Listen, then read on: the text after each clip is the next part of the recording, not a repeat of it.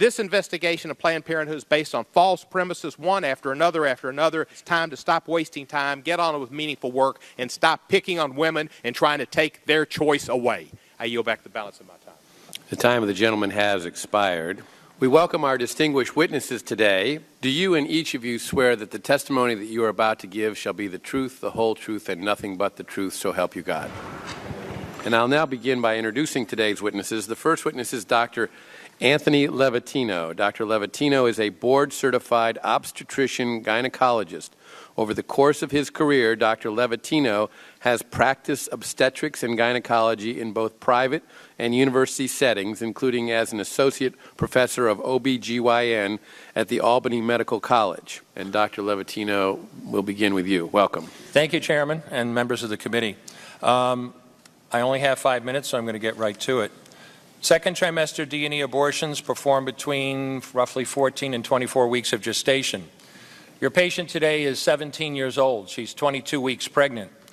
Her baby is the length of your hand plus a couple of inches.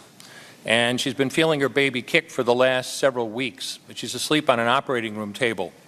You walk into that operating room scrubbed and gowned, and after removing laminaria, you introduce a suction catheter into the uterus. This is a 14 French suction catheter. If she were 12 weeks pregnant or less, basically the width of your hand or smaller, you could basically do the entire procedure with this. But babies this big don't fit through catheters this size. After suctioning the amniotic fluid out from around the baby, you introduce an instrument called a Sofer clamp. It's about 13 inches long. It's made of stainless steel. The business end of this clamp is about 2.5 inches long and 1/2 inch wide. There are rows of sharp teeth. This is a grasping instrument. When it gets a hold of something, it does not let go. A D&E procedure is a blind abortion, so picture yourself introducing this and grabbing anything you can blindly and pull, and I do mean hard, and out pops a leg about that big, which you put down on the table next to you. Reach in again, and pull out an arm about the same length, which you put down on the table next to you. And use this instrument again and again to tear out the spine, the intestines, the heart and lungs. Head on the baby that size is about the size of a large plum. Can't see it, but you've pretty good idea you've got it if you've got your instrument around something and your fingers are spread about as far as they go. You know you did it right if you crush down on the instrument and white material runs out of the cervix. That was the baby's brains. Then you could pull out skull pieces. And you have a day like I had a lot of times, sometimes a little face comes back and stares back at you. Congratulations, you just successfully performed a second trimester D&E abortion. You just affirmed her right to choose. One more question, Dr. Levatino. Why did you end your practice of doing abortions?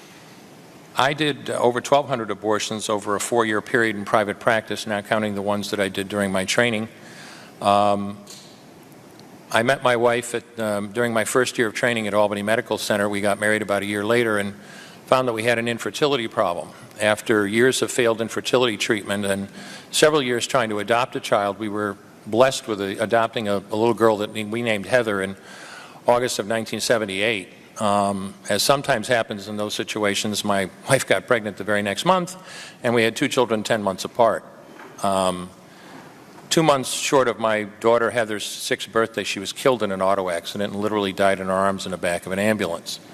Anyone who has children might think they have some idea of what that feels like, but unless you've been through it yourself, you have no idea whatsoever. I know people find it hard to believe, but what do you do after disaster? You bury your child and then you go back to your life. And I don't remember exactly how long it was after my daughter died that I showed up at Albany Medical Center OR number 9 to perform my first second trimester D&E abortion. I wasn't thinking of it as anything special. This was routine to me. But I reached in, literally pulled out an arm or leg and got sick. You know, earlier on I described stacking up body parts on the side of the table. It's not to, gross people out, to use a simple term. When you do an abortion, you need to keep inventory. You have to make sure you get 2 arms and 2 legs and all the pieces. If you don't, your patient's going to come back infected, bleeding, or dead. So I soldiered on and finished that abortion. And I know it sounds, as I said, hard for people to believe, but I'm telling you straight up my experience. You know, after over 1,200 abortions, first and second trimester up to 24 weeks and all the rest of it, and being very dedicated to it, for the first time in my life I really looked. I really looked at that pile of body parts on the side of the table. And I didn't see her wonderful right to choose, and I didn't see all the money I just made. All I could see was somebody's son or daughter.